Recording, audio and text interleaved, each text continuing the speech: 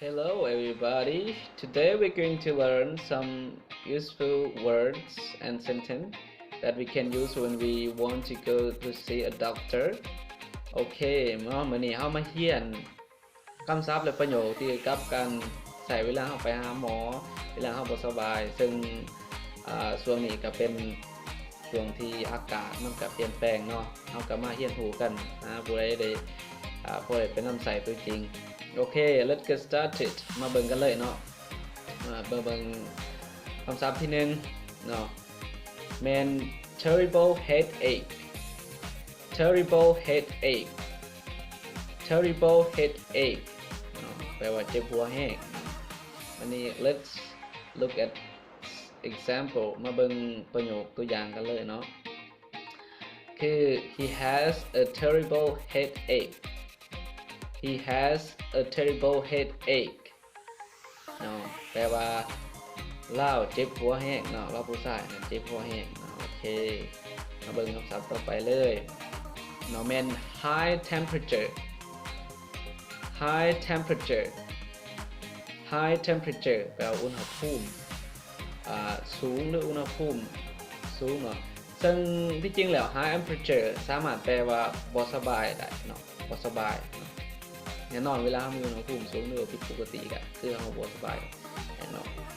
มาและคำนี้อาจารย์อยากชี้แจงน้อยหนึ่งก็คือ temperature เนาะ temperature มันบ่ได้อ่านว่า temperature คือเราเคยอ่านกันเนาะแต่ความภาษาเขาอ่านว่า temperature temperature temperature เนาะ high temperature แปลอุณหภูมิสูงหรือว่าบ่สบายเนาะ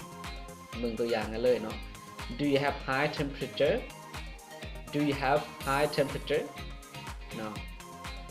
do you have high temperature ก็คือแบบว่าเจ้าบ่สบายบ่เนาะเจ้าบ่สบายบ่โอเคมาเบิ่งตัวอย่างประโยคคำศัพท์ต่อไปเลยเนาะ keep warm keep warm keep warm รักษาความอบอุ่นเนาะมาเบิ่งตัวอย่างเลยเนาะ when you are sick you should keep yourself warm when you are sick you should keep yourself warm เนาะแปลว่าตอนที่เราบ่สบายนะเราควรรักษาร่างกายให้อบอุ่นเนาะเพื่อให้ร่างกายมันดีขึ้นเนาะโอเคมาเบิ่งประโยคต่อไปเลยเนาะคำศัพท์ต่อไปมัน prescription prescription prescription แปลว่าใบสั่งยาเนาะใบสั่งยาก็คือเวลาเข้าไปกวดไปยังอาจสิไปกวดบอนนึงแล้วก็ไปสั่งยาบอนนึงมันสิมีแผนกต่างสินะคือในห้องหมอบ้านเฮาเนาะถ้าว่าเป็นคลินิกเนาะจะเป็นห้องหมอมันจะมีแบบนั้นมีแผนกไผมันเนาะก็คือแผนกเฮากวดบอนนึงแล้วก็บอนเฮาไปรับเอายาบอนนึงก็คือ prescription มันใบสั่งยาที่เขาที่ท่านหมอเป็นเขียนให้เนาะตัวอย่างคือ I want some medicine เนาะ I want some medicine here is the prescription I want some medicine here is the prescription I want some medicine here is the prescription ก็คือซื้อยาแน่เอาตามใบสั่งนี่เด้อเนาะโอเคมาประโยคต่อไปเลยประโยคที่5แมนคำศัพท์ที่5แมน fever fever fever แปลว่าเป็นไข้หรือว่าตัวห่อนเนี่ยเนาะเบิ่งตัวอย่างเลยเนาะ My little girl has a fever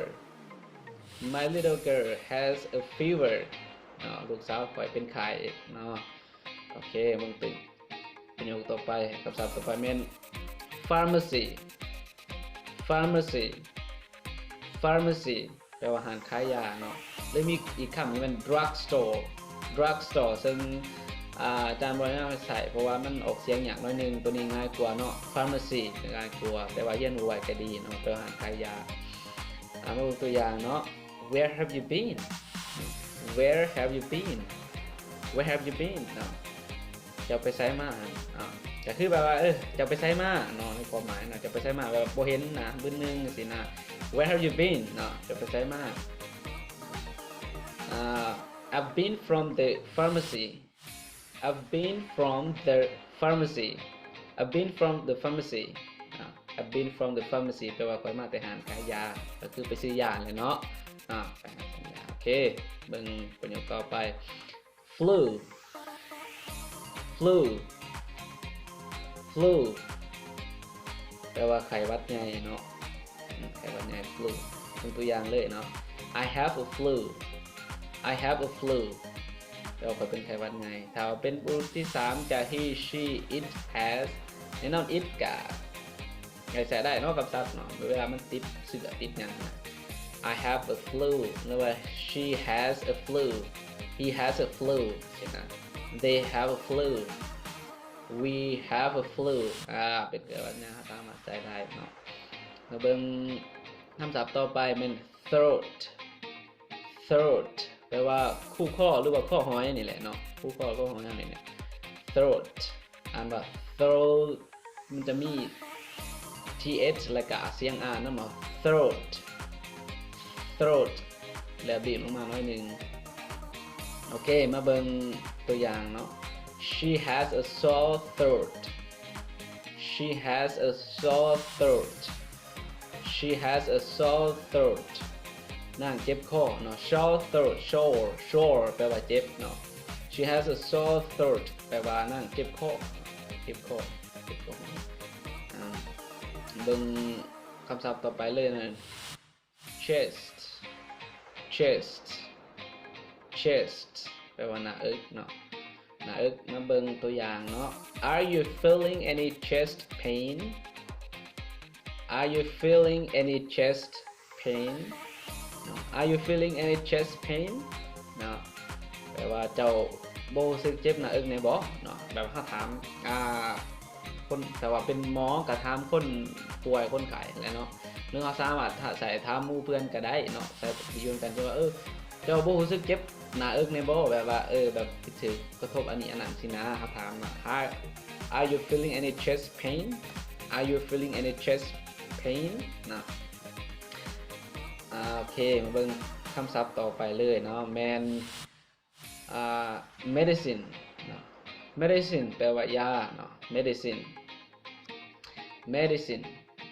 มาเบิ่งตัวอย่างเลย You should take some medicine if you have a backache You should take some medicine if you have a backache เนาะก็แปลว่าเจ้าควรกินยานี้ถ้าเจ้าเจ็บหลังเจ้าควรหากินยาใดนึกที่จริงเจ้าควรหากินยาใดถ้าเจ็บหลังนะรู้สึกเจ็บหลังโอเคเบิ่งประโยคต่อไปเลยมัน thirsty